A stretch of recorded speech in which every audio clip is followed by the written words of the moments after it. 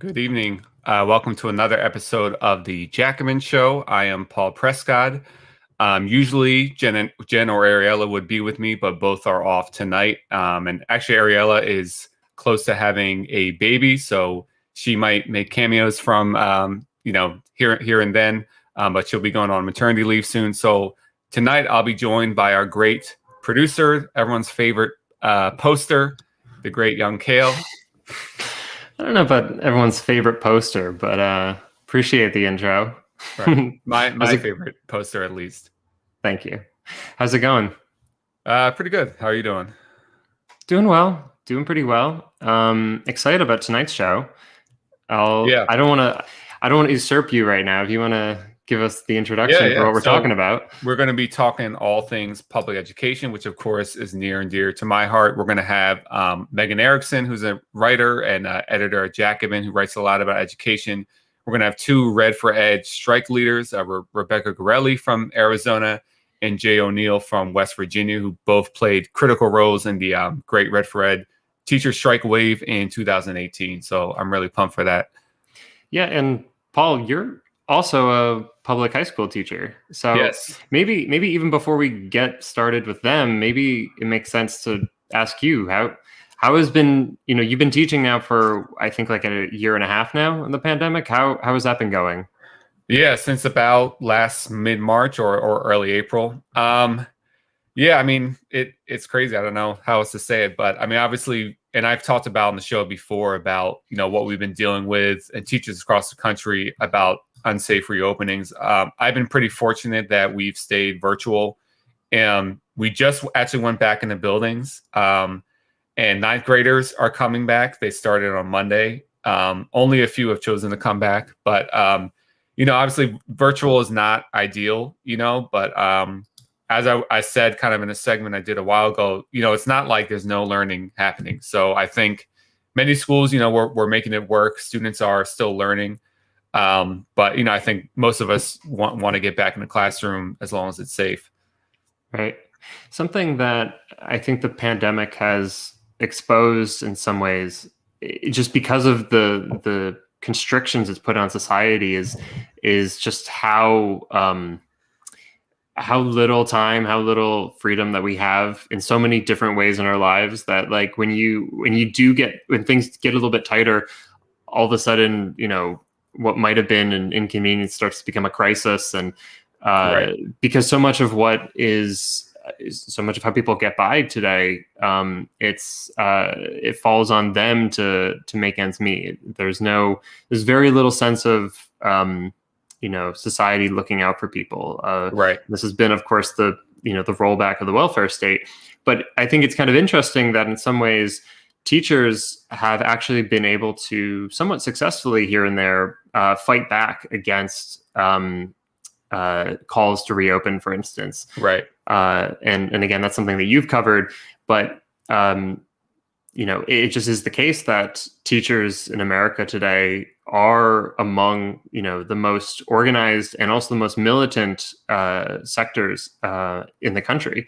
Right. And so, I think that's, in some ways, we want to be able to, we don't just want to be kind of reactive and thinking like, well, what sectors, are, strategic, and then looking to which sectors have energy in them. But it is the case that when, and we're going to talk about this pretty soon, but that like when teachers have fought back, there has been this ripple effect throughout society where their actions actually do affect society as a whole, and it does slow down the ability for when I mean society moving, I mean we're really just talking about companies making profits, of keeping workers showing up to work every single day, and so if teachers are out, then ultimately students are out, and therefore parents are potentially out of work, and it has this effect where now, and this is how Jay McAlevey puts it, that it has a way of pulling in the entire community. Right. And so I think it'll be interesting to see both like how far that can go, and then limitations of, because ultimately we're trying to figure out how do we build a massive, broad labor movement. And so far, obviously teachers an essential part of that, and we have to kind of figure out how one sector plays off of another sector. Right. And yeah, I think it's amazing when you see how the teachers unions that have been very successful, in the last few years or decade, like the Chicago Teachers Union, the Los Angeles Teachers Union, that have built up these great infrastructures. These are the unions that went into action during the COVID crisis, and UTLA's reopening agreement was among the strongest in the country. And there's no, that's not a fluke. That's because they had already built up this organizing infrastructure that they just translated over during COVID. And, and I think everyone keeps talking about how COVID has revealed so much, and it's revealed what I think people already knew, but how crucial public schools are just as like a function of childcare, and obviously for learning, but just literally the fact that this is an institution that we look after children and youth, and and this is crucial for working people, but also other things like educational inequality. And I talked about how it's been so annoying that people for years have always been okay with public school funding getting gutted, all of a sudden are so worried about the achievement gap and falling behind. But it really has forced the issues in new ways. Like, we've been talking about in Philadelphia the conditions of our school buildings for a long time, but this has now put it front and center when we look at how our buildings couldn't open because of ventilation issues, and we talked about the fans and all that. So it really is kind of just putting these issues front and center. Right. I mean, and that's in some ways, obviously, for most workers, the boss their focus is we need to make a profit, and in your safety, the conditions of the workplace, those are most secondary concerns from the standpoint of the boss. And but sometimes they will they'll have the pressure to we probably should update things. We should actually we'll end up making more money if we have a safer workplace. But obviously that's not the situation for public school teachers, that there is no boss. And so in some ways there has just been this rot that's kind of been progressively taking over education for at least 30, 40 years. But and so this is where the ability of teachers to fight back becomes that much more essential to conditions getting better, not just for them, but for students and for everyone effectively. Right. People, everyone as they're going through the education system. Right. Which actually it brings us to what I think you wanted to talk about before we bring on our guests, which is charter schools. Right. And someone actually, viewer flagged this for me on Twitter. So Twitter does have some use, Kale. Come on, don't be so against online. But I think it's a great example of how charter schools and the charter school movement, school privatization, they mobilize language of racial justice in ways that I think undermine public education. And I think first, I want to just establish that, to be very clear, like when we talk about charter schools, the enemy is not a parent who sends their kid to a charter school, or students of charter schools, or even teachers. I think what we're saying is that actually parents should not be in this position where they're forced to make that choice. And we really wouldn't need charter schools if we adequately funded public schools. But just to be clear about who is not the enemy in this. But in this situation, this viewer highlighted this article about a Kansas City school board election. And so records amounts of money are being spent by outside groups, and especially this one group called Black KC, which stands for Black Leaders Advancing Quality Urban Education. They spent over $100,000 on ads and political consultants for the race. And Black KC is backing a candidate, Tanisha Ford, who is the executive director of Kaufman Scholars, which is a scholarship program, but they also have their own charter schools. So the concern by people is that this outside money is being put to use so that they can expand charter schools in Kansas City. And so as Black KC has been criticized, or people express skepticism, they position themselves as progressives on racial justice to deflect criticisms. And this is common in the charter school movement. They really have mobilized the language of the civil rights movement, and they use very real inequalities and disparities in education to mobilize support for their agenda. And just to throw out, one of the sections from this article, it says, like, in most urban districts, Black students underperform their white peers in Kansas City public schools. In 2019, the state report card showed that about 18% of Black students were proficient or advanced in English, compared to nearly 50% of white students who scored proficient or advanced on state assessments. Hill, who is the one of the founders of Black KC, said she believes the candidates backed by Black KC, both Black women, are being targeted because of their race. And anytime Black people advocate for their kids, we get sidetracked with all this other boogeyman stuff, she said. And I think it's a way to weaponize white fragility and to scare Kansas City. And here's the problem. So charter schools, if people are wondering, what is the issue here? They are publicly funded but privately operated. And so they do divert funding away and take funding away from public schools. And they often serve to destabilize school districts. And just throw up another section from the article that kind of gets at this, saying nearly half of the students living in the boundaries of KCPS have moved to publicly funded charters. In 2013, Kaufman and the Hall Family Foundation funded a report examining a complete overhaul and state takeover of Kansas City schools. Indianapolis-based CEE Trust led the effort, and in the report argued that the district's school system was ineffective. The report encouraged a new way of managing schools. In general, parents could choose what school to enroll their children in. Schools would have autonomy over many decisions, including what and how they teach, and would be held accountable for student performance and test scores. And if they are successful, schools would be encouraged to grow.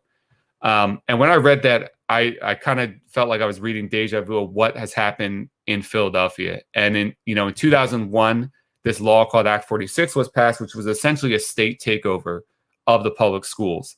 And during that time, an unelected school board was imposed. Teachers were banned from striking, and this existed all the way up till 2016. And the effect of this was, they're saying Philly is a district in distress. We need to take over. But what they really ended up doing is totally disrupting the district even more. And so during that time, you have a huge rise in charters. You have a bunch of school closings. You have a new program rolled out in the district every year and then scrapped, and a new one coming out, the next year.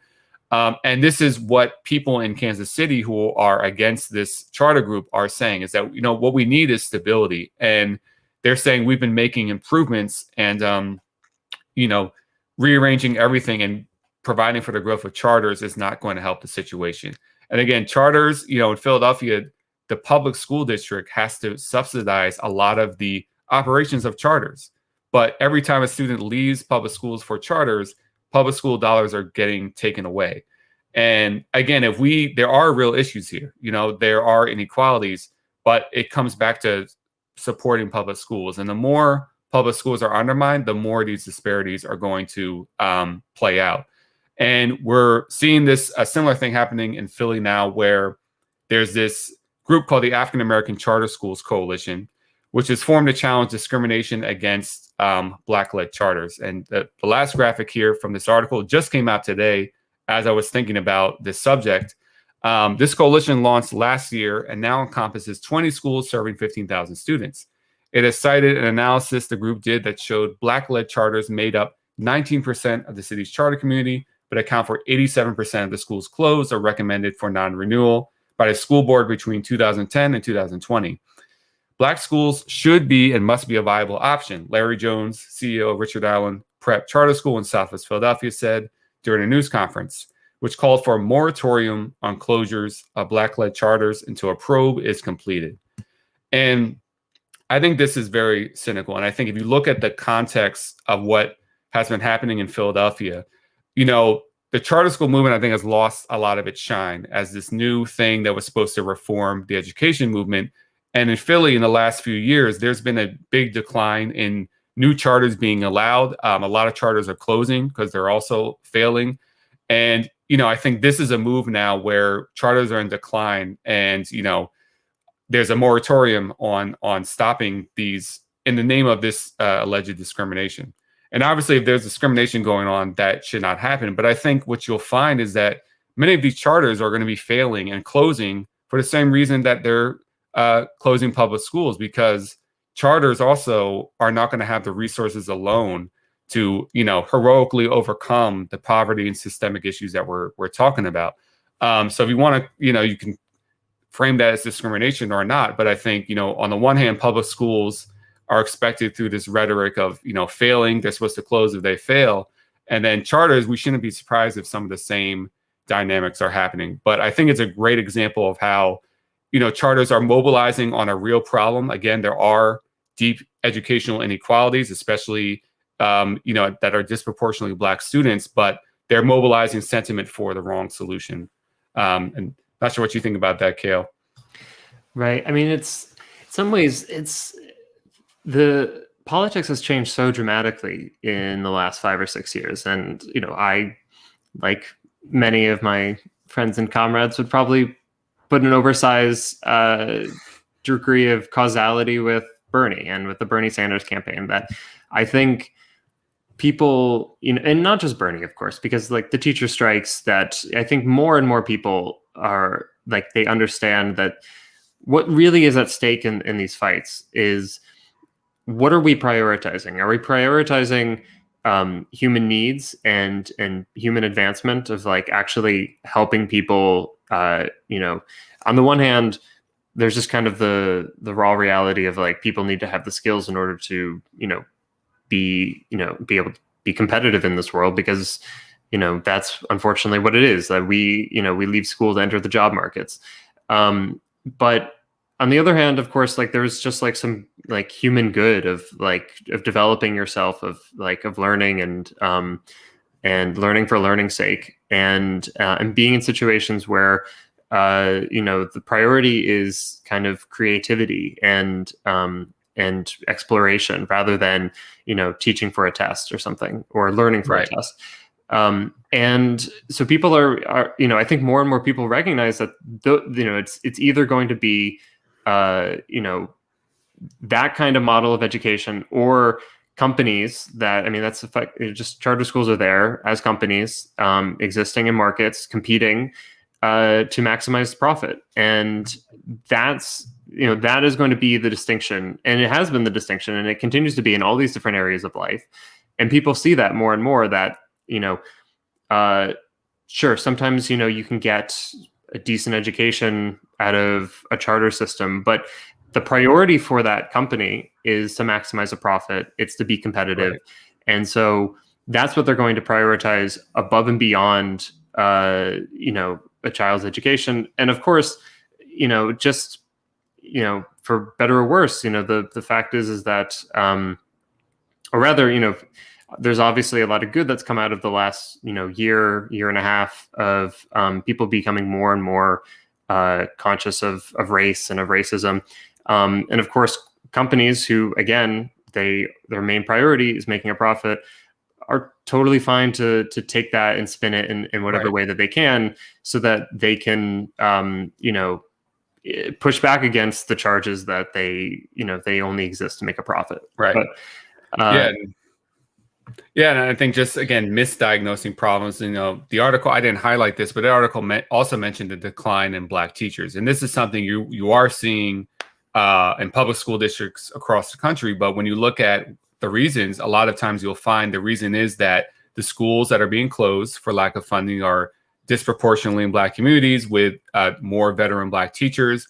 The new standards and the new kind of merit-based system that they're trying to institute based on test scores are disproportionately hurting these veteran teachers, more likely to be Black, that have not, been, they were not entering the school district with that framework in mind. And I think the more we see, we're getting the highlights of, or the lowlights of, how underfunded our school districts are. When I talk to people who are not necessarily ideologically pro or anti-charter, but when I say, like, look, why aren't we not supporting our existing public schools? Like, we have schools with 40 kids in a classroom and literally falling apart. Why are we spending money on charters when we have these existing institutions we can improve? And I think that resonates with a lot of people. And, more and more people are just seeing the reality that charters are not actually solving the issue. And I actually substitute taught a lot of the charters mentioned in that article. I saw many of the same things that you would see in a public school.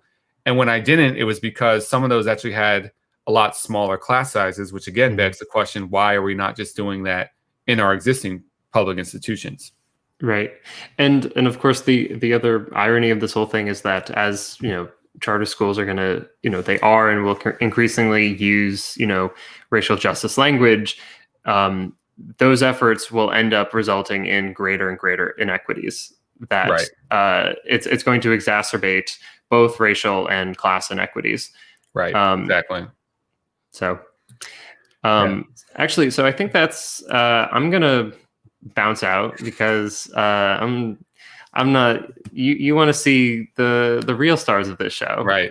So I'm going to dip out and bring on, I think we have two of our guests, and we're waiting on one more, but I'll add her when she joins. But all right, Paul, let you introduce them. Yeah, sure. So yeah, I'm really excited. We have a stack show, 3 great guests. So one of them, Megan Erickson, she is an editor at Jacobin and author of Class War, The Privatization of Childhood. We also have Jay O'Neill, who is a middle school teacher and union activist in Charleston, West Virginia. And she might not be on yet, but soon we hope to have Rebecca Garelli. Oh, there she is. She's a science and STEM educator and organizer with Arizona Educators United. So welcome, everyone. Hey, thanks for having us. Hi.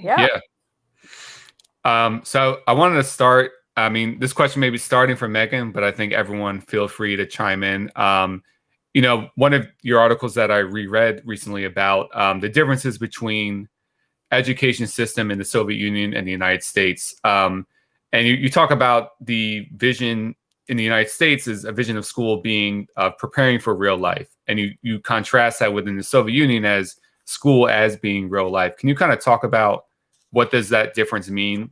How do you see that, playing out today in education? Sure. So in the early years of the revolution, thousands of schools and nurseries were created in the homes of former aristocrats. Libraries, art galleries, museums that had been open only to scholars were made public and heated to get people in the doors. So it was a system that, for all of its failings through lack of having money, it was about accessibility and creating democratic citizens and people who really buy into this project, this political project that Bolsheviks were engaged in. One of the things that I thought was really interesting in researching schools for this piece was that rather than think about schools as a place where ideological indoctrination would occur, Lenin and Krupskaya, who ran the programs, were very adamant. They'd read Dewey, who's a foundational American progressive educator, and they were adamant that the schools be places that were centered around children and their needs. So they incorporated things like hands-on activities, collaborative play, self-expression, student-directed group projects.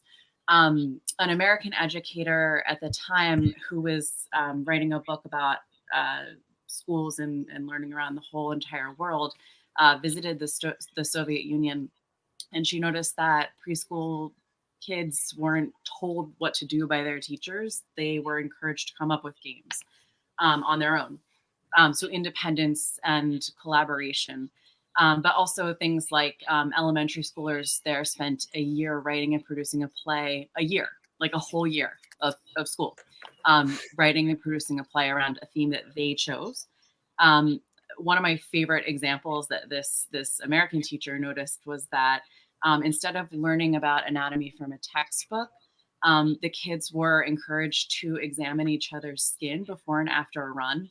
So that's the kind of like hands-on learning that was happening in this place where there was widespread starvation, tuberculosis, all of these huge challenges that we don't have in the United States, in the wealthiest country in the world, or we shouldn't have. Our schools should be our priority. People who visited also noticed that teachers who didn't have pencils or paper for that day would just take the kids out on nature walks or go to museums. John Dewey visited pretty famously many times, and went on like official visits to model schools that were created to show what Soviet schools should look like in the future. And then actual schools that were functioning on the budgets that they had. And he noticed that inside and out, children's work was taken seriously and always intended to culminate in authentic participation in life, in the democracy that they wanted, or the world that they wanted. In one model school, for example, he noticed there were some charts on the walls that went that planned changes in the community over the course of 10 years. So this group of students in this school had been coming up with challenges and solutions for their particular community from, you know, early childhood on over the course of 10 years together, which I think is pretty amazing. And not something I've ever witnessed in an American public school. Lev Vygotsky came out of all of this. He's a psychologist who's still read here and really important to me, and I think a lot of people who are teachers today. And he believed that reading and writing should be organized in a way that they are necessary for something. So the idea is, like, if you show kids how to read and write as a tool to shape the world around them, it becomes intrinsically motivating to them, which when I'm, you know, raising my kids has become so apparent to me. It was apparent to me in a classroom as well as a teacher, but I think about how I engage with I have a 3-year-old and a 1-year-old. And even with my 1-year-old, I look at what he's interested in, and then I kind of like build on that. Right. Because I know that that's what's important to him, and that's how he's going to learn. And yeah, so all of these ideas are kind of supplanted in American schools, in my experience as a teacher, by a curriculum that is intended to prepare kids to be future workers, and gives them really limited control over not only what they learn and what they think about every day, but even just like their physical bodies. It's a crime the way that recess has just become something of the past. None of the schools I ever worked in New York City had functioning libraries or nurses on site, for example. So kids were pretty much confined to their desks doing paperwork. And I think the reason why I was encouraged as a teacher, and all of the teachers around me were encouraged to kind of get kids writing on paper. Well, I think there's a lot of reasons, but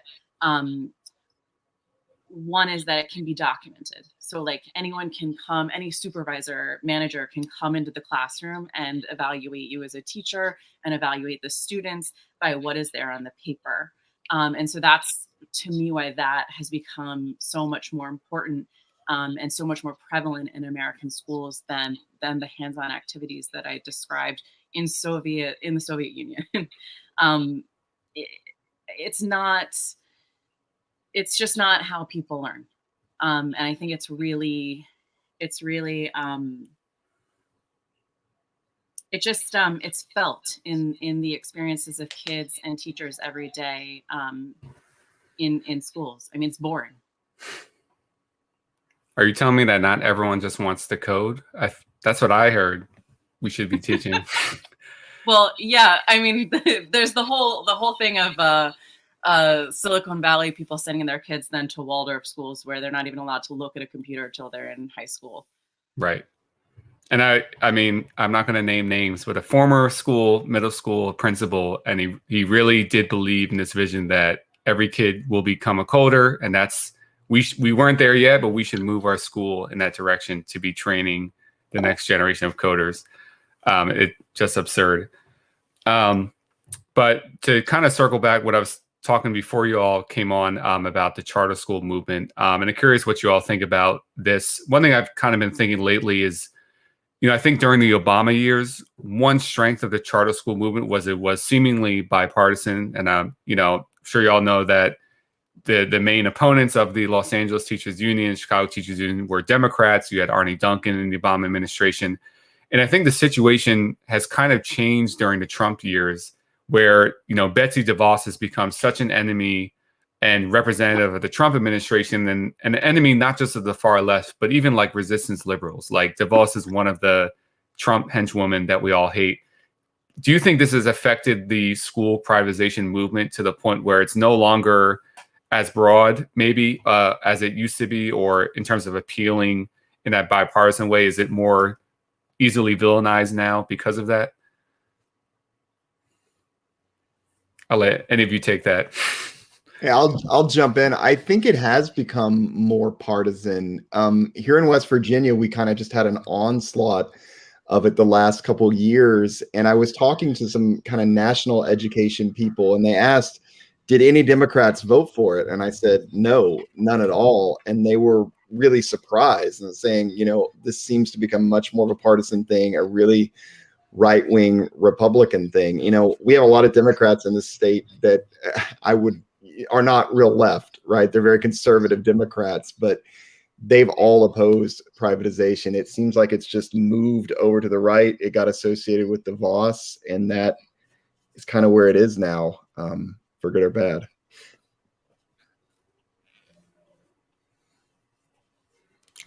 Anyone else have thoughts on that? Well, this is Arizona, so I have many thoughts on that. But particularly here, it's 100% what Jay said. It's totally partisan. The choice movement is what our governor claims, right? Arizona's number one for choice. And what that looks like, though, is we're also number one for fraud and for siphoning money. And we are the testing ground for all the new ideas. Like right now we have micro schools. So if you haven't seen micro schools yet, my own kids' district here in Mesa, Arizona, tried to get a contract for over $400,000 to take money from the public school district, put it into micro schools, which are basically you get a teacher with a really small pot of kids, right? The whole pot idea. And they were running it through the district. And we actually fought back. We had over 80 public comments on it, and we actually crushed it with the Mesa Education Association, Save Our Schools Arizona, and obviously Arizona Educators United. We all joined forces, pushed back. But really, they just keep changing tactics. And here, it only comes from one party. The Democrats are totally on our side. They are pro-public education. And then the other side is the one pushing choice. I'm in Florida right now, and I agree with that. Yesterday, the governor signed in the largest commitment to a voucher money to private and parochial schools in the history of the state. Though I also, I think obviously that doesn't mean that we don't have to continue pushing liberals to the left on education. I think it remains to be seen how exactly everything's going to play out. Yeah, I'm not sure how long this Biden honeymoon is going to last, but I'm not predicting it's going to last very long. Yeah. And this one, for Jay and Rebecca, I was talking earlier about what it's been like teaching during COVID. And can you talk a little bit about, in your respective school districts, how have you all dealt with COVID-19? Have teachers and students been forced back into unsafe conditions? How has unions responded to this? What has the experience been like?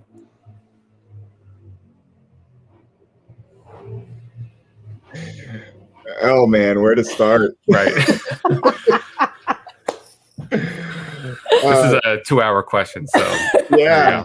Oh, I'll just say everything was constantly changing. The metrics about whether to go back or not, when it was safe, they just kept moving the goalpost on things, which made it kind of difficult to fight.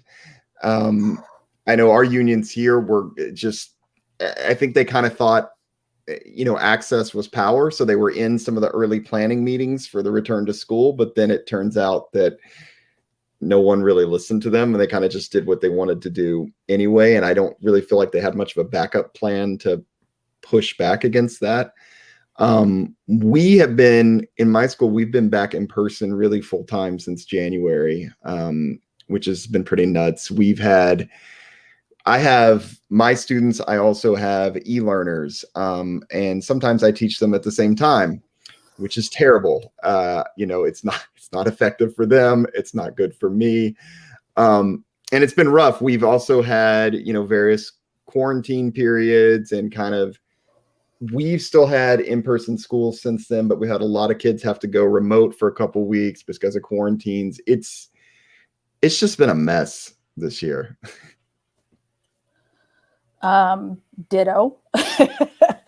I think if I were to add anything on, I don't even know where to start, but really the division that happened, right? How they divided workers was astonishing. But with similar to like CTU, right? Like putting back lower grades first. So then we had the preschool teachers pitted against the upper grade teachers versus high school teachers, right? And so the division was something that, one, I didn't see coming. I should have seen it coming. And two, it really made organizing the most difficult thing on the planet, because there are some folks who were like, well, I'm safe, and I'm not going to worry about my fellow worker, which was really disheartening and demoralizing, hands down, as an organizer. Some of the most demoralizing stuff we've been through with Arizona Educators United. But the division and then not having solidarity with each other was really, really hard. It was hard. And I think we kind of played from an organizing perspective. We had to put out fires. This entire year was about up, fire, down, fire, put out fire. And that was it. There was and we kept pushing back, and there were some good actors and then bad actors. So we'd put all our forces into the bad actors, right? And we would try to have as much solidarity as we could down in, different districts. And at one point and then they changed the goalpost again, and then again, like Jay said. So you couldn't get a grasp on like where people were at, and then fatigue with the masks and people not listening to science, and then parent groups coming up saying, we need our kids back. I mean, it was just insane. I mean, it's just insane. I never want to go through that again. Yeah. And I hear you on the putting out fires part. I mean, that's been one of the most frustrating things for me. I can't tell you how many times in the union we've geared up for this, something we thought was going to be this big fight, and then they wound up not bringing us back when they said they would, but it's just like constantly going from crisis to crisis. And Meg, I don't know, what about from the perspective of a parent in Florida, what has this whole process been like? Well, I actually taught in the spring and then went on maternity leave, and it was a mess then. I am not surprised to hear that it's still a mess. I think so. Florida has actually opened the schools, and things have been kind of running mostly as normal here. My kids are 1 and 3, so it's really not. We're not public school age yet. I can't really speak to much about that knowledgeably.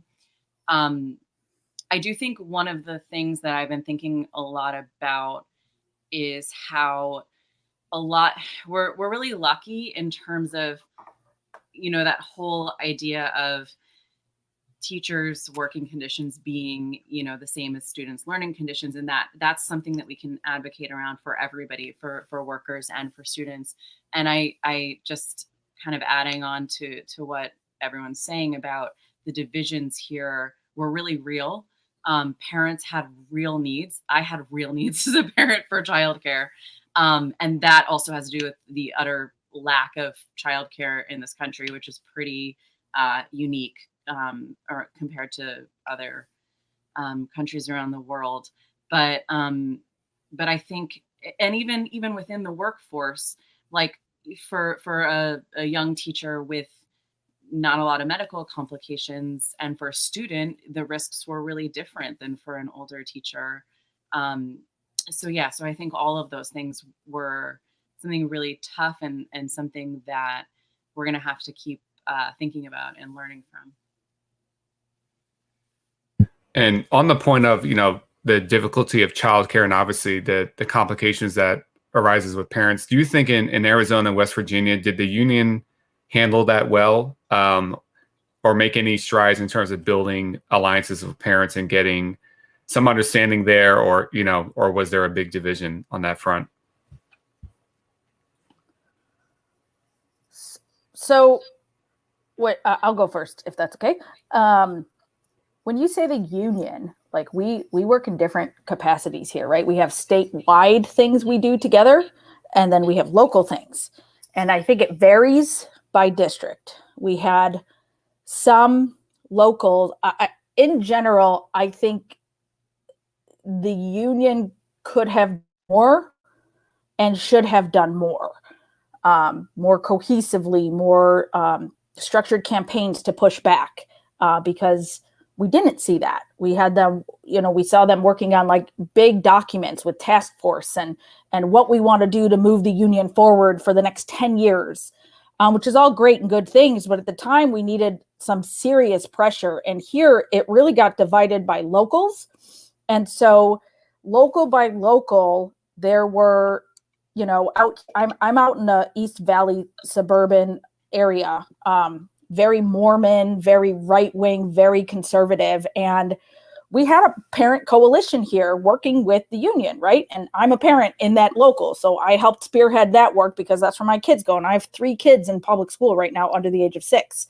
So I'm invested in that relationship, and I'm invested in getting people to use their voice, showing up at governing boards. And so we had some of that, but it was local by local. There was no cohesive because everyone was in different spots. So it's really hard to have like unity. So we formed like coalitions, like East Valley Coalition, which is a bunch of locals together, the West Valley Collaborative, which was a bunch of them pushing back on a different side of the city. So it kind of came in little pockets, but I can only speak of where I was and spent most of my time organizing out here in the East Valley. And we had some parent coalitions where we would go to each other's districts and support each other, show up at governing boards, put on public comments, that kind of thing. But do I think the union could have and should have done more? Absolutely. But I realize that many leaders may not know how to lead in the moment. And that's what it comes down to. Yeah, it was similar here. We had some locals that were doing a better job than others. Statewide, I do think our unions could have stepped up more and done more. Our caucus had really pushed some alliances with parents and even had a really good return to school plan. But I mean, you guys know you're doing union work with caucuses. It doesn't always get embraced by leadership, put it that way. And one other thing I wanted to mention that was big here, and I have a feeling, especially in Arizona and Florida, probably was too, just the political divide in the fall made this really rough. Like August and September when school is starting, I mean, you've got people who don't really even think the virus is real or it's not a big deal or something like that. And that was a real challenge early on. It actually got better as the school year went on because people saw the real problems with it and they knew people that were getting COVID. But early on, we had trouble with unity, just, about the facts. Yeah. And, one thing I've been worried about even before COVID is about, the growth of like cyber charters and, how they're going to try to automate teaching. And I know something Jane McAlevy's said a lot is you can't offshore schools and teaching, you can't automate them. And I always just add the yet part because I think they're actively working on it. And so, do you think, and this is for everyone, do you think COVID-19 has accelerated some of these trends, whether it's cyber charter, cyber schooling, the tailorization of teaching, and also thinking about surveillance and monitoring? How do you think this might play out after hopefully we get over COVID soon in education?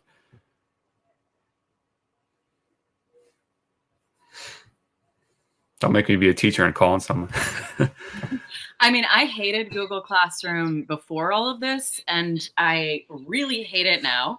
I had colleagues that would literally just like open the laptop for the day, plug all the kids into Google Classroom. They're typing away, they're working on something. The classroom is like completely silent every single day. And that was considered good teaching in that particular school. There's no behavioral issues. That's because nobody's even talking to each other. Like the kids are silent. They're working on a laptop.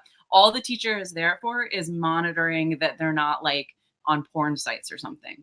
And that troubles me deeply. obviously, as a teacher. But I think this is this whole this issue that you bring up. It's really, really important, and I think it's something that people are going to have to be fighting for a long time going forward. I mean, Bill Gates, Eric Schmidt, these people have all explicitly said that the project for them will be going forward to build on what they've done, which is set people up with Google. You know I have much more facility with all of the programs than I ever did because I didn't really use them. As does every teacher and as does every child. That doesn't mean that they're appropriate tools to be using in education. I mean, for me as a teacher and as a parent, the limitation, and I think a lot of parents feel this way, the limitations of the technology were just, I mean, I'd been talking about it theoretically and in the context of society and like the motivations of these corporations and student privacy, but to really feel I can't connect with my kids, they can't connect with each other. Those conversations that they have in the hallway that are super important for childhood development aren't happening. And I'm looking at their faces and like week one, everybody's like, we're going to support you. You know, there's that feeling of like, we're together in this. It's a crisis. We're going to overcome it. But by the end of that school year, the kids were just depressed. And that's even with me. I set up chat rooms where they could hang out and talk about school related things, as I think a lot of teachers did. But it's just that lack of face-to-face connection. It sounds so cliche, but to think about like more specifically, for example, like as a teacher, I rely on being able to talk quietly to a student about a challenge that they're having with the material. There was no way to look at any kid's paper and figure it out. To just kind of look over their shoulder and have a soft conversation, not in front of everybody in the whole room. And I was teaching fifth graders who that would just humiliate them to kind of have that conversation as a whole class. And it's just, completely inefficient. So I think, all of what I'm saying is I think that there are more laptops in hands and more of the practical challenges of having people have access to devices and have knowledge of them. That's been solved, and I think will be the platform that Gates and all of the tech gurus kind of try to build on.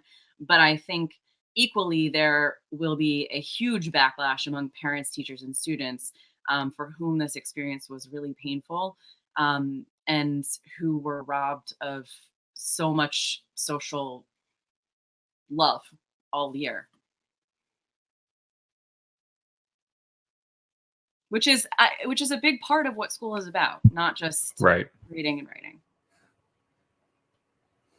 Rebecca or Jay, any thoughts on that? I mean, yeah, a couple of things. I mean, one that I found really interesting was, at least here, the same people that were pushing us to go back in person, and they were saying virtual school is not working. It's not working. Those are also the same people that are pushing virtual education later and like literally signing those bills into law. It was just crazy. The other thought I had thinking about this, because I've used a lot of these programs obviously this year, and their entire like ecosystems, in and of themselves, like you have to have the login for this certain app or program, and everything a student does is within that. It's like I use Spotify now for music. Do I have any of that music on my own? No, it's all in Spotify. And if I'm not in Spotify, like, tough. And that's the way a lot of these apps are now. And so it's just kind of like more and more control, more and more cost, because districts have to buy access to all these different things. And it's no longer just doing a document and uploading it somewhere. It's like its own separate thing, which is scary and expensive going forward. And kids and parents have to keep track of those passwords. Like Right. I had colleagues who were like, my student hasn't emailed me. And I'm like, that's because they don't email. Like they don't know how to write an email. They text each other. Mm-hmm. I guess I could add maybe two things that weren't really touched upon is like, so I'm not a classroom teacher anymore. I'm actually a science specialist. I've become a digital specialist now, which is really great for organizing. PS, I know lots of things now. It's really helped my work. But so I support teachers implementing science.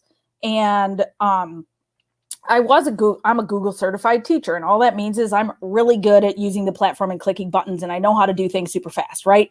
But I like that sort of thing. As a science educator, there are ways that I can use it to collaborate, to talk, for productive talk discussions, to use talk moves in a Jamboard. There are really great tools that I think we're going to hold on to and we're going to keep just because kids like it. Like Jamboard. I use Jamboard all the time. But then when you get down to the other, like the app-based things, I've seen a lot of negative things. For example, Florida Virtual. Since you're in Florida, let's talk about Florida Virtual for a minute. It's a terrible program. It's just terrible. And it's not even in the essence of the science standard. So I looked at the science one. It is not even, it has a completely different approach than the way we're supposed to be teaching. But now districts are starting to use them not only for this year just to get by, but now we're going to have a virtual track for next year for people who still might want that. And now that's going to be 2 years worth of something that is not quality. And they purchased it, they had to buy it for 1 or 2 years, and now they're pushing it out. And that's terrifying. And also with data mining, I know you guys have seen Lois Weiner's article about data mining and privacy and all of that. And that's a whole nother bag, right? Like, how are people going to use this data and what are they going to do with it? And I think what it comes back to for me is like, who's pushing which narrative, right? Like I always try to pay attention to the narratives, like the learning loss narrative, which we've been trying to push back very much so and switch to asset-based thinking, relying on student strengths and cultures and values as strengths rather than this idea that standards are not these social constructs that we have created with our best intentions for kids to learn something in a finite amount of time, which we know that's not how people learn. And so I always watch the narratives and think of, man, we got to push back because this learning loss narrative is the one driving the ed tech tools and the ed tech programs and the apps. And that's what we need to watch. Who is really behind the learning loss narrative? Because that's going to cause some issues. But I think there are some good things about what we've learned about this year and how to collaborate online and using different tools that kids can use on an iPad or a computer, a desktop. But I do think like the love of learning and being in that space with one another and the connections we make is something that will never be automated. And the narrative that goes with that is what the right has been pushing. Oh, kids need to be back in school for mental health. Well, give us counselors, give us funding, give us this. Oh, they need it for, okay, lower class size. I'm with you. Let's use this narrative and let's build on it. So I think there's opportunity here also. And thinking of all of us across the nation and how we build back against narratives and use them to really get to what we need, I think there's opportunity there. That's all I'm saying. Yeah, the mental health narrative, I mean, drove me crazy. Because I mean, we have high schools where it's like a counselor's ratio is like 400 to 1, in terms of the students. And sorry, Megan, I might have frozen. 1900 to 1, where I was teaching in West Phoenix. 1900 to 1. We shared one counselor for 2 campuses, primary, and then where I taught in the middle school, I taught in the 4th through 8th. So for our whole entire campus, 1. It's unbelievable. Yes, it is. Megan, did I cut you off? Yeah, I think my connection might have dropped. I was just saying, I think it's pushing for smaller class sizes is critical here. And I actually just read recently, so this whole learning loss thing, even by the standards of like the McKinsey people, it's only like a month or 2 of learning that they've shown through standardized testing is lost. Whereas there are studies showing that several months are gained through smaller classes. And that's not even the metric that I would use to assess a quality education. But even by their own metrics, it's really pretty a self-evidently false narrative. I also think I felt that there should be more things like having classes outside to expand recess time. And yeah, I really think that there's, I would hold education, but in a way that is child-centered and teacher-centered and affirms the values that we want to see in education, as opposed to Eric Schmidt taking everything over and telling us how to do it. Right. And Rebecca, I'm glad you made, your first point about because I was going to say these programs, you can just see it now. They're going to be rolled out again for next year. Now that they have them, they're going to want all these new tech programs introduced. And I think this summer, professional developments are not going to be pleasant. That's what I'm predicting. They never really are, but I think it's going to be especially bad now. And so, I think there's been this a trope for a long time about education. Education is the key to success. It is the ticket out of poverty. I think this is something that's been there for a long time. And I always feel kind of strange pushing back against that, because I deeply love public education. I think it is key to, if you define success as being a well-rounded human being. But I think, you could have a great school, but if in your area, the economy is not producing living wage jobs, it's actually not a ticket out of poverty. Do you think, it's not about educating your way to success? Do you think, the last few years of, political change, the growth of the left plus this pandemic, do you think that it's changed that narrative at all? Or are people kind of doubling down on this idea that, well, everything can be solved through education, just educate your way to the top? Has that changed at all, or has this stayed the same?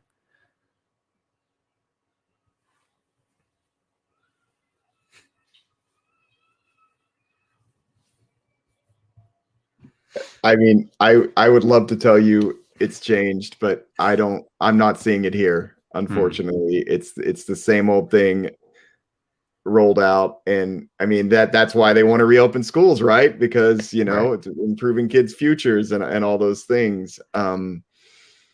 Yeah, I don't know. I want to be more positive, but I'm not seeing any change.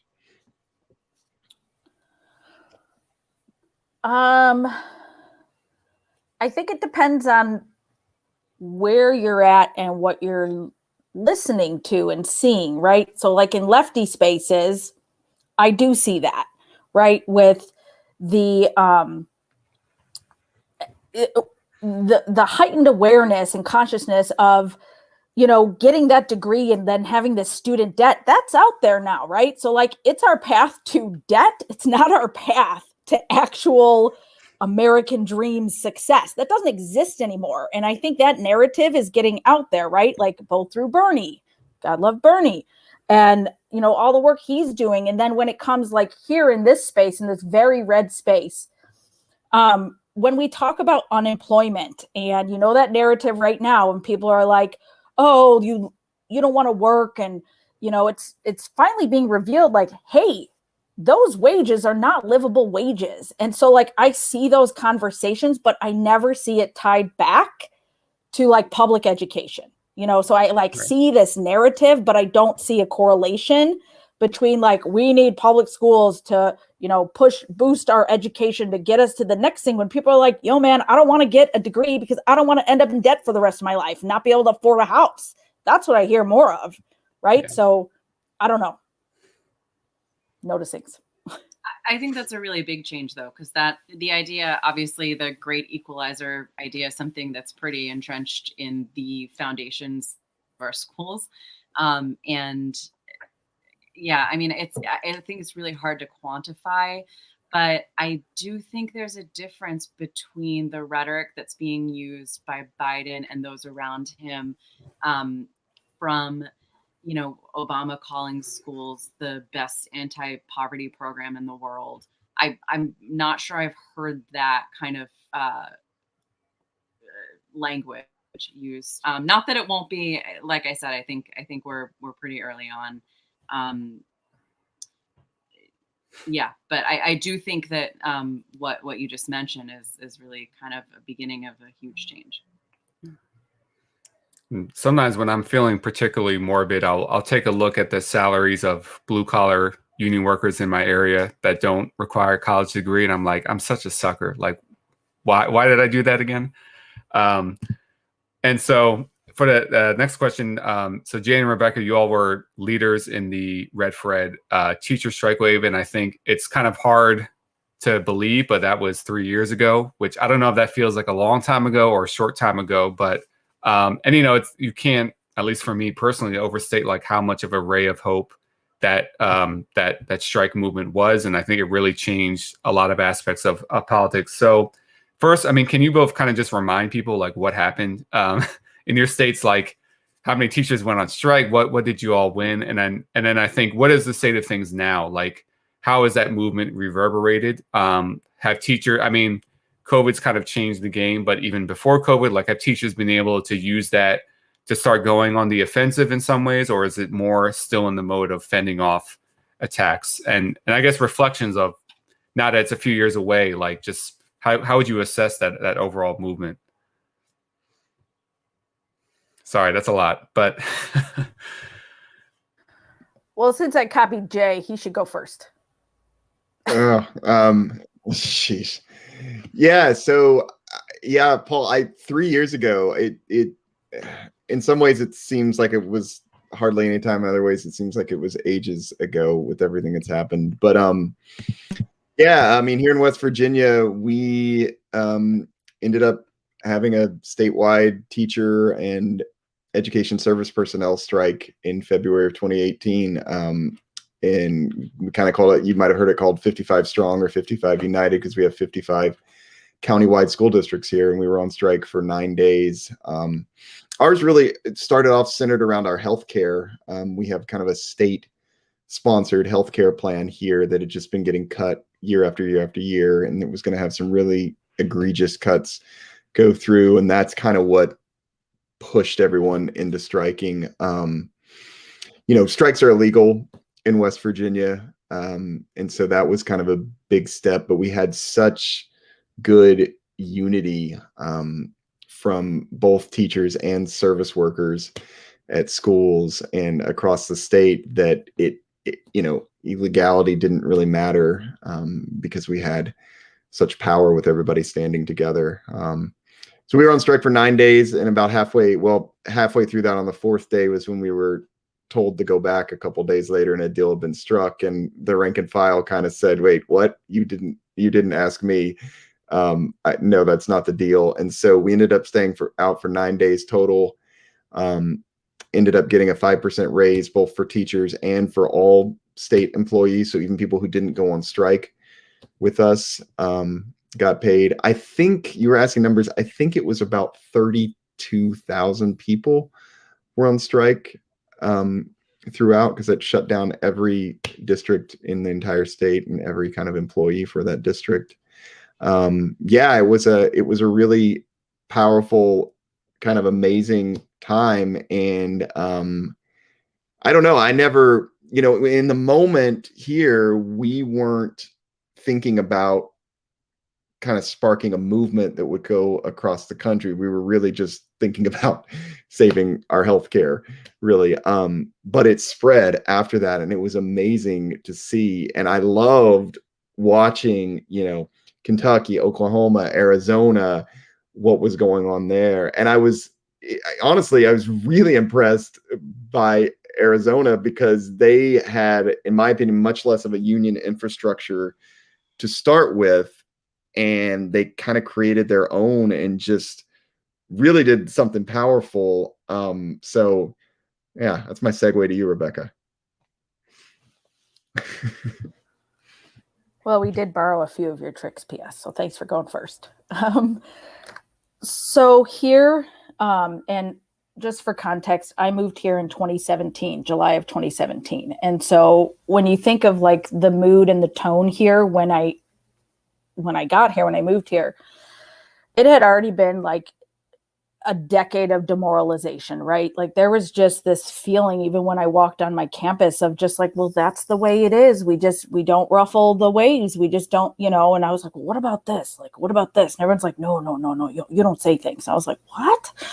I came from Chicago Teachers Union. I have a different view. Okay.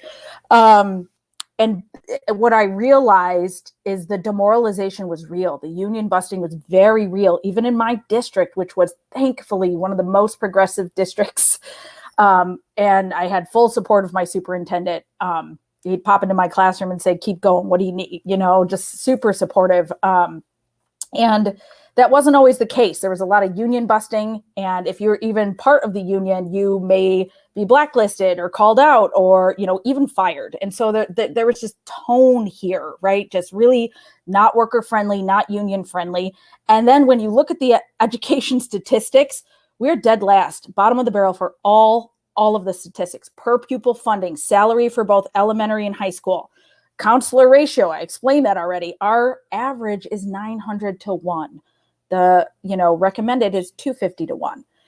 So we were 903 to 1. And class size, we have the highest class sizes in the nation. I had to teach science with 34 kids in the room. I had never done that before. I always had classes of like 25 in Chicago. So it was just, as someone who had just come into this space, it was the worst working conditions I personally had experienced by the time I got here. I was 13 years in education already.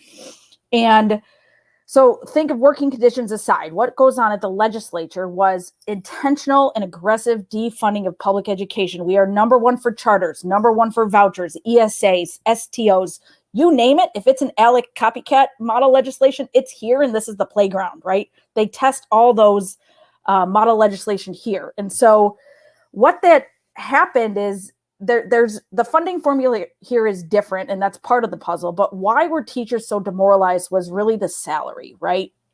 Last in the nation, and over since 2008, they had cut funding. They had cut over $1 billion in funding, so that people's net pay, even though insurance was going up, retirement was going up, they were taking home less money every year. And the cycle just continued to the point where paychecks were $900 biweekly. And so what was the trigger, though? The trigger that led, besides West Virginia as a catalyst, the trigger was our legislative session starts in January every year. The governor said he was going to give educators a 2% raise, and that's it. And the year prior, in 2017, there were a couple Republican legislators that said, oh, teachers are overpaid. They have boats. And I mean, the memes of the boats and everything was just unbelievable, just like total mockery. It was just disgusting. And so people were angry about those boat comments the year before, thinking teachers have enough money to actually buy a boat. And then the 2% raise. So while the 2% raise came out, West Virginia was happening, right? So think January, okay, February, then little Kentucky, Oklahoma. And so by March, people here, you could just feel it. We're just feeling like we have to do something. Why aren't we doing this? And I had that feeling too. And I ended up connecting with Jay O'Neill on the Badass Teachers Association page when Lois Weiner posted, what state's going to be next? She posted an article about West Virginia. And I was like, I wish it was AZ Sigh. And Jay O'Neill swoops in and he goes, you can do it. Dan DiMaggio from Labor Notes comes in and says, you can do it. Here's some resources. Read this book from Chicago. And I was like, hey, Dan, I'm from Chicago. I think he was just blown away. So anyway, what I'm saying is it was so demoralized that it wasn't about firing people up. The issues were already widely and deeply felt. It was more about how do you take that and manifest it and mold it into like this movement that we built. And we did it very strategically. We built our own infrastructure outside of the union in a grassroots style. We built a network, both online and in person. So we had a combination of those things. And we built our 5 demands. And those 5 demands were really a 20% raise, no new tax cuts, putting funding back to 2008 levels, basically give us $1 billion, And then salary increases, competitive wages for everybody, just like West Virginia, right? That whole wall-to-wall concept, give, competitive wages for all our brothers and sisters, like the certified and classified. And so we built this movement. We asked people to volunteer. We called them liaisons. Yep. And ended up, we built an 8-week escalating plan.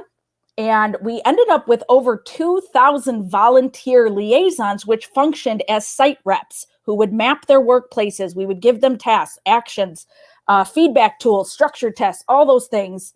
And we had people positioned in over 1,200 schools. And that's how we built power. That's how we built that power and ended up there 8 weeks later. And so how many people? Well, by the time, so when you think of the numbers, only about one third, between 25 and 30% of educators, there's 60,000 here, were dues paying members. So that's about, 30,000 people, 20,000 people. So 1/3 of 60 were dues paying. The other 2/3 were not dues paying members, yet we plugged them into structures like labor formations that weren't there before. And we brought them into the movement and said, we need you to do this. And so when all is said and done, there were 57,000 people who were both union and non-union. That's a really big thing. I don't think a lot of people realize that took a strike authorization vote. So we shut down almost I think there were just a pocket full of districts that did not go on strike. We had 854,000 students, I think is the number, in the 800,000s that were out of school. And so it was a very massive, massive labor action. And our wins, we ended up getting a 20% raise over 3 years. It was called the 20 by 20 2020 plan, but it came with strings attached, of course, where it only went to teachers of record, so homeroom teachers. So if I'm a music teacher, PE, I don't have a homeroom. Guess what? They divided us. They made us share the pot with everybody else. And of course, we're going to do it. And most districts shared the pot. So depending on which district you were in, some folks did get a 20% raise, but that is not very common and did not happen everywhere. And so another major win is it came out to be about $434 million into the budget that year. So thank you, West Virginia. The way you described how that started, it kind of sounded like a superhero movie. So any lefty filmmakers will have to make that. And to follow up with you, I mean, because obviously funding is so critical here. So you, Rebecca, were part of an effort for a successful ballot initiative, Proposition 208 in Arizona, which taxed the rich to fund public education. Can you just, talk a little bit about that and what kind of role do you see for progressive revenue in saving public education? Well, yeah. So what was great about our infrastructure that we built is we used it, right? We pivoted right to a ballot initiative and they knocked it down in 2018, but we still had infrastructure. We still had relationships with, coalitions and all the things. And that was good because we still activate that, now. And so even in a pandemic, we got over 437,000 signatures for this initiative to tax the 1%. And so we're just going back to the way it was, right? When you think of the tax cuts and the tax cuts and the tax cuts, like the pie gets smaller and smaller and smaller, right? So the only way you could ever fund education is by making the pie bigger, right? Basic budget here. And so a sales tax that had been put into place a couple years prior. There was a different prop. And so there's been like various props over time. There was Prop 301, which, led to our evaluations and test scores and would get us an extra boost. And then there was a penny sales tax kind of thing. And what we know is those kinds of taxes are regressive and they affect the lower income people more. So when you poll around things like that, you realize taxing the rich is really popular. So you go with it. And so we miraculously, in the middle of a pandemic, won, right? 52-48. It was incredible. And now they're trying to take it away. It's in court right now. And the legislature, as I wrote in that article with Ben Fong, a credible activist here, is we can do all these progressive funding things, right? And it's great because this is the way to do it. We're righting the wrong. Back in the day, that percentage for wealthy folks was actually higher, right? And it's been lowered and lowered and lowered over time. So we're really just going back to the way it was. And what was I going to say? Oh yeah. So like you may get these things passed like we are right now, but there's ways to combat it.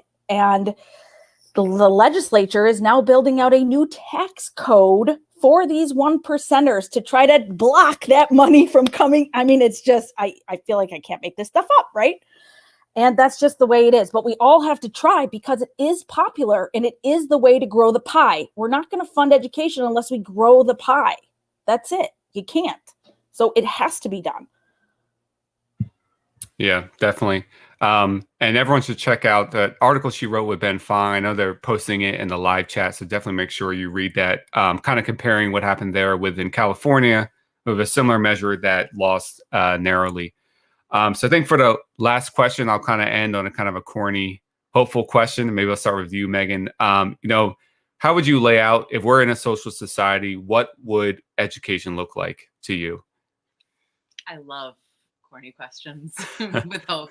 I think, well, actually going back to what we were talking about with the Soviet Union schools early on, in the early part, the early 20s, what strikes me about those schools, so when budgets were cut, and I mean, because the only money that existed was going towards supplying people's fundamental basic needs.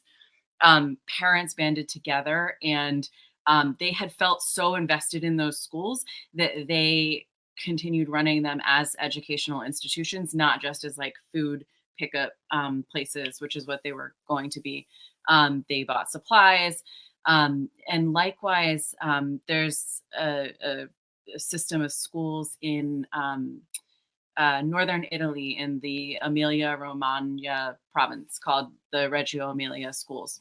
And these are schools that arose from literally the rubble of World War II. All of the schools in the whole region were decimated, and they were kind of started, parents and teachers were kind of starting from scratch.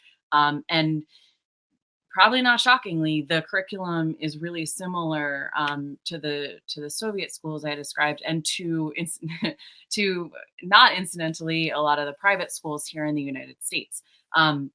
Again, like real life problem solving, project-based learning, the spaces that kids are in are beautiful. And that's something I think about every day as a teacher, is my first year of teaching, I tripped and injured myself on literally crumbling parts of the building. My kids referred to the food that they ate as trash. And these are like fifth graders talking about chicken nuggets that they're being served. And what is it like to go to school every day and to be fed trash and to exist in these buildings that are literally crumbling? But the Reggio Emilia schools are funded. They're part of the civic culture, and they actually have the parents there today, and the teachers actually have places in like as policy advisors as part of the government, the local government. So they get a lot of financial support because they're really important to people, because they draw on the knowledge of parents and of children, which I think is really the most fundamentally important thing to do in schools. Teachers are just partners in kids' learning. Not to belittle that, it's really important, but yeah, I think putting children as part of the central part of education, social emotional learning, which is going to become even more important than it's ever been after COVID. We're going to need more and more counselors and more health professionals, and not this fake austerity that's being implemented now. So I think just the bottom line for me is what would a socialist education look like? It would be child-centered. It would be about documenting kids learning through actually like this happens in Reggio Emilia, through actually like keeping artifacts of work and looking at their growth, and assessing their projects and how they exist in the world, as opposed to like having them fill out a standardized test. Again, project-based learning, work that is authentic and meaningful and respected for what it is, and not for preparation for college or the jobs of the future. That's not technical training. What I think is really profound about the Soviet schools that I mentioned earlier is that we're talking about a society that was like rapidly industrializing, but they insisted that schools were places where children learn together in collaboration and pursue work that is meaningful to them, and not prepare for the factory floor. And I think that values both the kids' perspective and their worlds, and the workers having control over their own technical training, which then goes on in the workplace and not in schools. Yeah. All right. Jay, have any thoughts? I mean, I think they'd be well funded. I mean, I'll just start with that. Like Megan was talking about, I mean, take school food, right? Like it's terrible. And crumbling buildings. I mean, I'm having to put 2 box fans in my windows every morning. I put them in, just to have better ventilation because of COVID. Like, I think in a real socialist society and in a place that really valued education, none of this would be an issue. You wouldn't have 900 to 1, counselor to student ratios. You'd have a counselor for every grade level. I don't have a full-time nurse in my school.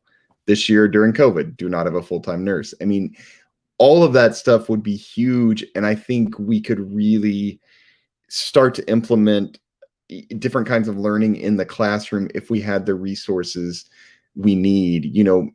I think sometimes I teach middle school, so I deal with discipline a lot. And I think sometimes about discipline issues, that how things could be taken care of so differently if we had more resources to help, rather than just sending a kid to the principal's office or whatever. If we had more intervention, more social workers, more people to really look after all aspects of their lives, I think so much more learning could go on within the school building. But right now, we're making do with so little.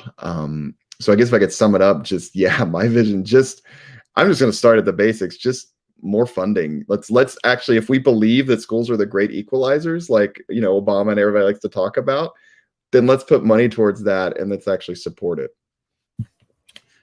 Yeah, every year I have an assignment where students list 5 demands for education and a strategy for getting them, and school lunch is always at the top, always at the top.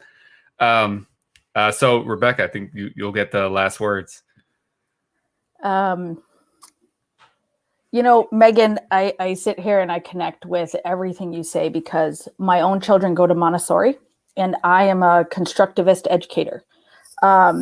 I believe fully, I'm very familiar with Reggio Emilia because when I was looking for schools for my own children to go to, that was something I came upon. And so I'm a science educator, I'm a hands-on, not just inquiry. I'm not just asking you to look at something in direct observations and go from there. It's constructivist. I construct my knowledge, right? And I'm going to do the thinking and apply it and maybe use some place-based phenomena, right? That's a big thing in science these days, where we study the things and the cultures and the values, and we apply things we learn through this science, approach, this 3-dimensional approach to instruction, which is the new thing with the new standards that exist across the nation. And it is powerful to have students really collaborate, work together, work on projects, work on these things, figure out the world around us, instead of having front-loading direct instruction, where kids discover, inquire, we layer in vocabulary as needing. So for me, like in my ideal world, and like where I seek for my own children to go, is an approach to education that is that way, where they are, able to choose what they want to, study and look at and work with others than teach others. And it's really just more of a community-based culture where we think about place-based phenomena and how what we view in our cultures and values has a place in our minds and how we think about science. So like I'm a science person, so like that's how I think, but none of that will happen unless we get educators to move away from teaching to the test. And the way you do that is by getting rid of the tests and providing actual instruction down to the pre-service level of like this front-loading gradual release of responsibility, I do, you do, we do garbage is not how people learn. There's literally a book called How People Learn that describes the constructivist approach and how we're doing it wrong. And so I think we all need to step back and say, get rid of this testing stuff. Yes, school food and the culture and the buildings and the funding is all important. But until we as educators look at education as something different than the way we learned, maybe, those of us who've been in here for a while, it's not about me front loading, you receiving that information and regurgitating it back. Why are we doing this? This is not how we learn. And for me, the ideal situation would be shifting the entire culture of teaching to something that is more constructivist and follows those same principles and ideas that Megan was describing. That would be ideal for me. Can I just say one more thing? Is there time? Yeah, definitely. Okay. So my first year teaching, I had all of these values, but I totally taught to the test because I was afraid and I had no other experience of how to do anything else. And there were no no mentors to look to. So I agree. The word culture that you use, the whole culture of teaching needs to change. But also, I think, if you've been looking at those Reggio Emilia programs, that whole idea was transferred over to the United States, but they cost like $30,000 here, so we can do the things, but we really need the money to fund it. And it's really, really hard to do it on an individual level in an individual classroom. I mean, I think in the past few years, I've gotten much, much closer to being able to teach to my values and in that constructivist way, but it is so difficult to do it without a whole community of people to mentor and to work together towards it. It's a huge undertaking. I think the most important one. All right. Well, I think that's a great place to end it. So Rebecca, Megan, Jay, thank you so much for coming on. This was great. And I hope we can have you back again soon. Thanks for having us. It was great being on with you guys. Thank you. Good to see you guys. Yeah, it was great. Thank you. All right. All right. So young Kale, poster Kale. There's some new heroes for all of you that there are. Yeah. You just need more people in your life to admire. We just gave you 3 more. Right. No, they're all fantastic, incredible people, and have done a wonderful service both in organizing and in writing and helping us try to be in a better world than when we are right now. So thank you to them as educators and organizers and writers. And it is just great also to relive the Red for Ed days. If you get depressed, just think about that. Oh God! I mean, it's easy to forget just like how big of a deal that was and how electrifying, especially as a teacher when it was happening, how electrifying it was. And they did win a lot. They didn't win everything, but it was a huge deal. Yeah, I mean, absolutely. I mean, it's really. I mean, this is what we keep coming back to when we try to understand what does it mean for workers to have power. It was the most illustrative example of that in recent history of these workers across the state in a number of states banding together and successfully getting the parents and the students involved in those efforts. And so again, I think it's something that it provides us a great model. Mm-hmm. But as far as learning from labor history and labor struggle, we got one more thing for you before we sign off, which is #LaborPaul. So Paul Prescod, our wonderful host, he answers questions that you have about labor history, labor organizing, labor practices, what's going on in your workplace. You don't really understand it fully. Well, Paul has an answer for you. So Paul is going to answer one of those questions tonight, actually. But if you want your question to be answered on all things labor and work related, please write something either in the live chat or in the comment section or on Twitter, or mail it to us. I don't know how you're going to get it to us, but in some way, just make sure you have hashtag LaborPaul. I do support the post office, so I'm fine with mailing it. Yeah, absolutely. Give them a couple extra stamps. Oh yeah. But we do have a question prepared for tonight, and so I'm gonna read it, and then Paul will respond. So the question that was sent to us from Matthew on YouTube is, LaborPaul, if the PRO Act doesn't pass, what other sorts of legislation should we be fighting for? Should we focus on state-level versions of the PRO Act? So, when it comes to laws that make it easier to organize, I'm actually not aware of many state-level proposals. And I think it's plausible that you could take different aspects of the PRO Act, because there's so much in there and they could be broken off separately and fought for at the state level. But, there's also legislation that I think may not deal with new organizing specifically, but are things that would benefit unions and working people generally. And I think it's a little complicated because different unions often have different legislative priorities that are specific to their unions. So, for example, many, nurses unions, their priority legislation is safe patient to nurse ratios. You have unions like United Food and Commercial Workers in Pennsylvania. They represent state liquor store workers, so their priority is keeping them from being privatized. But one thing I think we need to be watching out for are state-level right-to-work bills for private sector unions. So right-to-work is when unions are able to, workers are able to opt out of paying union dues, but the union still has to represent them. And this is a way to drain the union of financial and political resources. And so the public sector is already right-to-work at the federal level. That was already done by the Supreme Court. So they're looking at the private sector next. And so, the right wing is very strong in many states at the state level. And we shouldn't forget that, the Democratic Party under Obama, that was a big failing that they had throughout the Obama years. They lost many state houses, state legislatures. And so they're aggressively pushing these bills, which are sometimes deceptively called paycheck protection bills. They're very good at naming these bills things that sound good.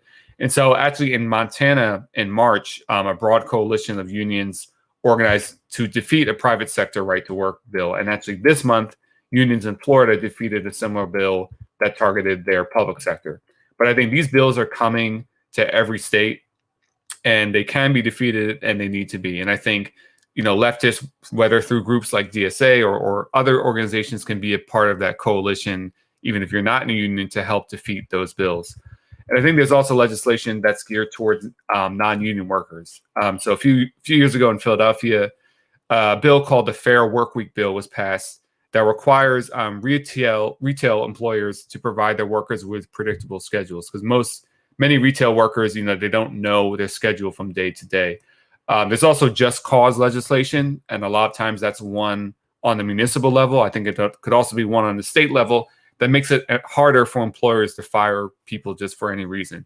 And again, this more applies to non-union workers, because if you're unionized workers, there's usually a due process system set up to prevent that. So I think what legislation you focus on may depend on what unions in your area are working on or what is a big issue in your area. But I think, even if the PRO Act does not pass this time around, we need to keep that front and center at the federal level. We should see this as a similar way as we're fighting for Medicare for all. We know we're not going to pass it this year, but we need to keep that front and center and keep on pressuring lawmakers on it. And I think we should think about it this way, like campaigning for the PRO Act could set up an interesting primary challenge for a left candidate. Because one thing we've seen with a lot of these new left candidates, and I'm not even saying this to criticize them in any way, is that a lot of them have come without much support of organized labor. And just think about if you are pressuring a Congress person in a certain area and are not budging on the PRO Act, this could set up a left candidate who has the backing of labor, that has worked seriously on this campaign, to do a primary challenge and introduce a new dynamic of a real leftist campaigner who has organized labor support from the beginning. But Kay, I don't know if you have thoughts on other labor law that we should be looking at. Yeah, well, I mean, so I think just to start with the PRO Act, I mean, I think it's an incredible first step as far as the left kind of being reoriented towards labor and the labor movement. That, like you're saying, the point you just made about like it could be, kind of raw matter to push for a left challenge or a left campaign, I think is exactly right. That the PRO Act, like Medicare for All, is like the perfect political priority, the perfect political policy that we can use in our efforts to, draw really clear distinctions between, those who are pro-labor and those who are not friends of labor, who are actively trying to destroy labor organizing and labor unions.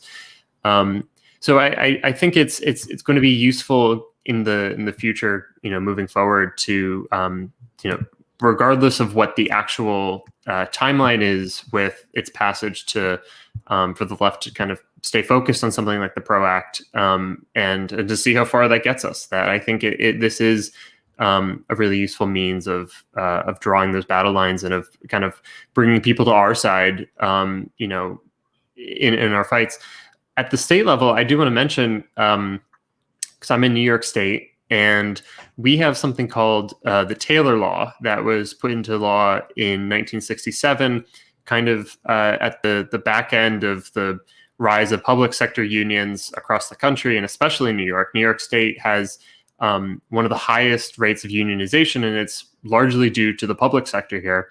But the Taylor Law makes it so that public sector unions are not legally allowed to strike effectively. That, like what's happened in West Virginia and in Arizona and elsewhere, I mean, workers could potentially strike illegally, and then there's this, whether or not they're able to get away with it, has certain kind of, it's dependent on larger social circumstances. But it's just one more massive barrier that basically tells public sector union workers, don't even try it. You're not going to win. It's not worth your time and not worth your energy, not worth your money to put yourself out on the line and fight for a better future because, the law's against you to begin with. So, and I was going to say, I don't know the nitty gritty of that history, but I wouldn't be surprised if that was in response to, there was this really big disruptive transit strike in New York City in 1966. So I wouldn't be surprised if that was kind of to teach them a lesson and prevent something like that from happening again. Yes, I think it was applied. Okay, well, so the first time it was really applied, I believe, was in 1980 against the transit workers. Although it's also connected to, so again, it was passed in 67, but then there was the Ocean Hill Brownsville strike in 68. So it hasn't stopped workers from striking in the past, but it has, of course, been just one more barrier that, again, it's kind of a means of just deterring people from even considering the possibility of going out on strike. I mean, this was actually, I think, a good example of like how to effectively wield this issue actually was in 2018 when the left's candidate for governor in New York State was Cynthia Nixon. She came out as a Democratic Socialist. When she was on the debate stage with Andrew Cuomo, they sparred on this question of the repealing the Taylor Law. And Cynthia said very forcefully, like, if I'm governor, we are repealing the Taylor Law. And that's something that someone like Andrew Cuomo, who is such a slimy politician, who, they'll make all these gestures to being a progressive, but, his hands are tied because, the Republican controlled state Senate, which he helped kind of create in the first place, he would be so progressive if only for these other things. He can't ever come out in favor of repealing the Taylor Law. And so it's so important to have these very particular political questions that that the left should be running on and should be forceful about, and saying, this is how we're going to actively change people's lives materially. This is how we're going to change their lives in a way that standard corporate politicians can't. So I think I totally agree with what you're saying. I mean, it has to be some combination of pushing for the PRO Act as far as we can, and then finding these fights that are somewhat kind of in the same spirit of the PRO Act at the local level. And, and I mean, maybe I'll end with this. Like, what's kind of interesting about labor law historically, and I don't even know what we do with this information, is that historically it's come about through these like mass waves, and generally how organized labor has grown is just these like huge spurts. It's rarely been incrementally, and I always say that, like, for years, public sector workers, it was illegal to join a union and illegal to strike, and they did it by just striking and breaking the law, and then they were like, okay, fine. You can be in a union and you can strike. And so it just raises an interesting dilemma of, and I'm not saying this to say we should not be lobbying for the PRO Act, but often these breakthroughs in labor law come through these very kind of rare, explosive situations. And it's kind of hard to imagine, how do you plan for that? How do you still lobby for labor law when that kind of thing is not happening? I don't have answers. That's kind of an open question. That's there's a very good Catalyst essay, Catalyst, our sister journal, that Chris Maizano wrote on this question, or this issue of labor as double bind right now, of the labor movement is historically weak right now. Labor law is especially basically like pro-corporate and anti-worker.